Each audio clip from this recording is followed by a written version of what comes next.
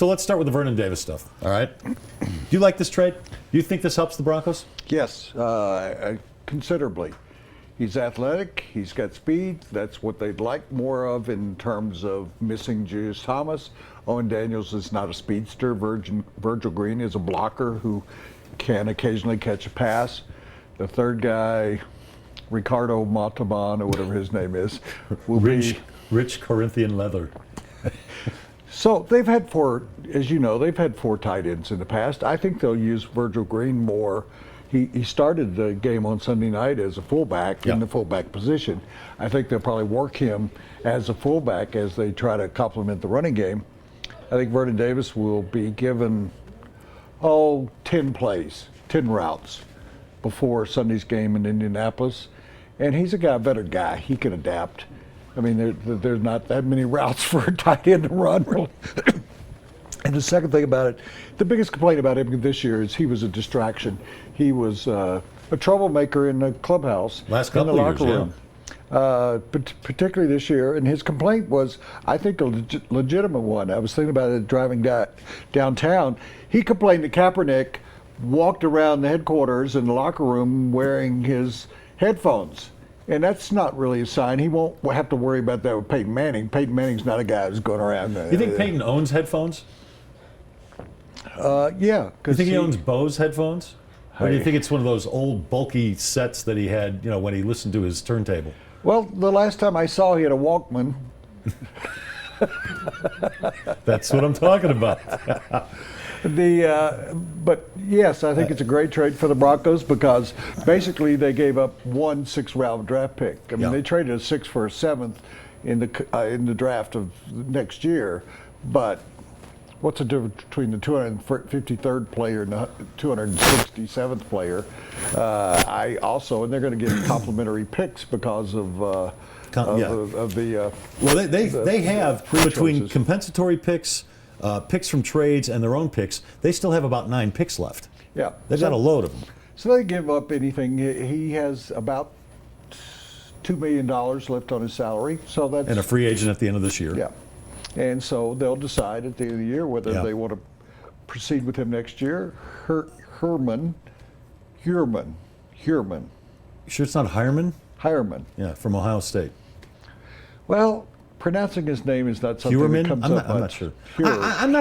I'm not so sure this is a good deal for them. Look, I know they're playing more tight ends. At one point, they had 3 tight ends in the game. They had one at fullback, Virgil Green, and they had Owen Daniels and the kid Gordon in the lineup for some plays.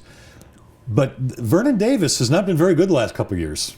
You know that. He's got since the beginning of last year, 2014.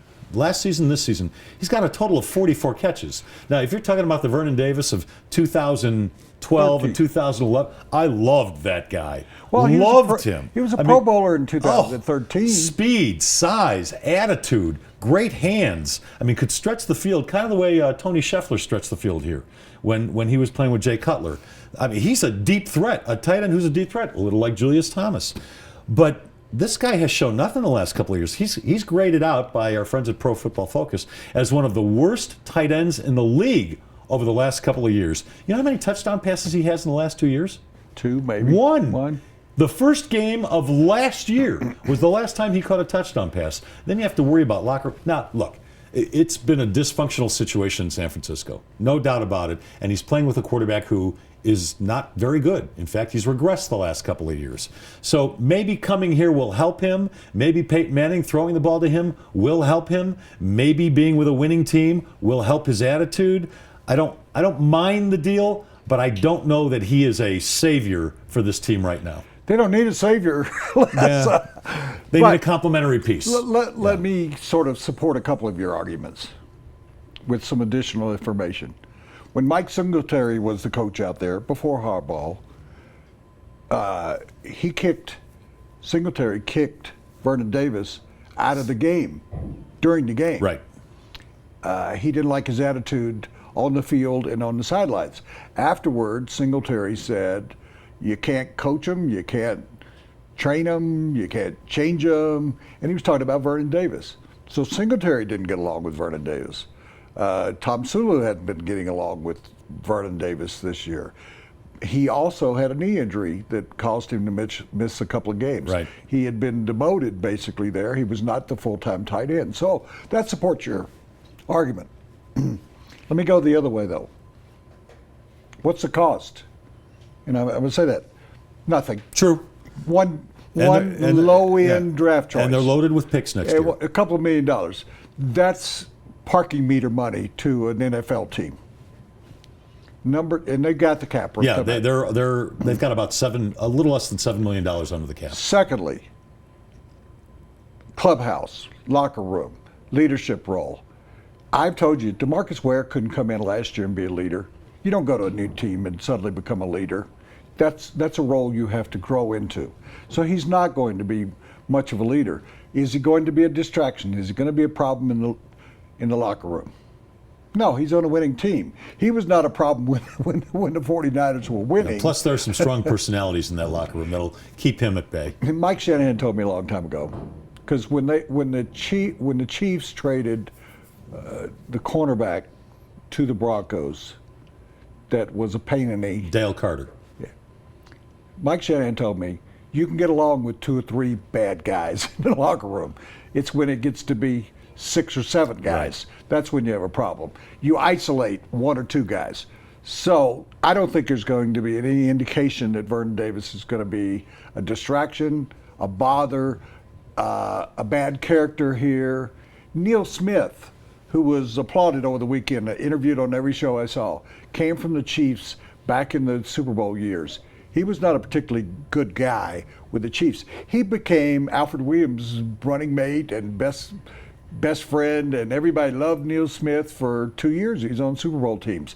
So a guy can use a change of scenery. He's only 31 years old, Vernon Davis is.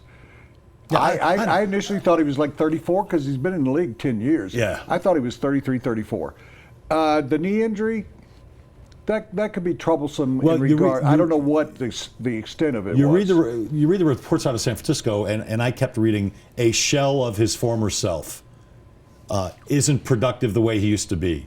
Demoted in San Francisco. So, look, for the Broncos' sake and for Broncos fans' sakes, I hold out hope that he can be a semblance of what he was 3-4 years ago, but I got to see it to believe it. He just has not been productive at all. Well, you will. Yeah. But let's say for worst case scenario, 3 weeks from now they get rid of him. Yeah, but it cost him. I mean, they're not getting rid of any of the 3 tight ends. Yeah. So you could get rid of him. You could release him if he doesn't work out. Yeah. But in the offense that's been Peyton Manning's, and they've gone, as you know, more to the Peyton Manning offense, here are the 2 things that he can help with. That 12-yard in route. That is what Julius Thomas was good at. That is what I talked to Dallas Clark over the weekend. That's a name from the past, isn't it? When I say talk to, exchanged a bunch of emails with him. And he wrote me and he said, I said, what's going on with the Broncos? This is before the game. And Peyton and the tight ends. Because Dallas Clark was one of the premier tight ends about the same time. Thanks to Peyton Manning. Yeah, about the same time as Vernon Davis was coming into his own in San Francisco. Yeah. Tony Gonzalez, Jimmy Graham, Antonio Gates. Those guys 5-6 years ago were the premier tight ends. I don't think I'm leaving anybody out. Aaron Hernandez. I thought I said that. Tony, didn't I say? Oh, you said Tony Gonzalez. Yeah.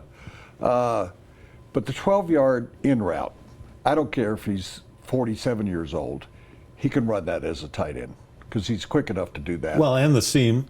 And the deep route. ball up the seam. Yeah. Yeah. And at the goal line, he's a big body guy. He's 6'4", 6'5", 250. So he's not going to get pushed around there.